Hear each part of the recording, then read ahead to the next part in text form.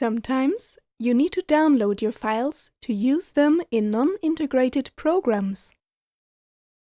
This is easy to do with Photoware, and there are several options to choose from. When downloading, you may simply just select the files you want and click Download, like this.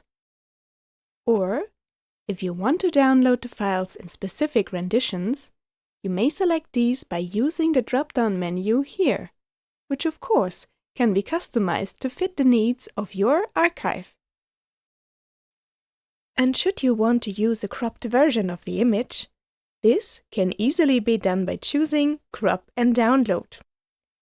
Here, you may want to select the dimensions manually, or you might have a predefined list and select sizes from that.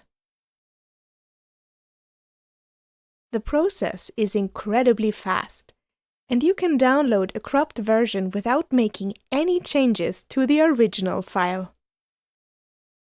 If you want to learn more about how to use Photoware, visit learn.photoware.com or check out some of our other videos for more tips and tricks.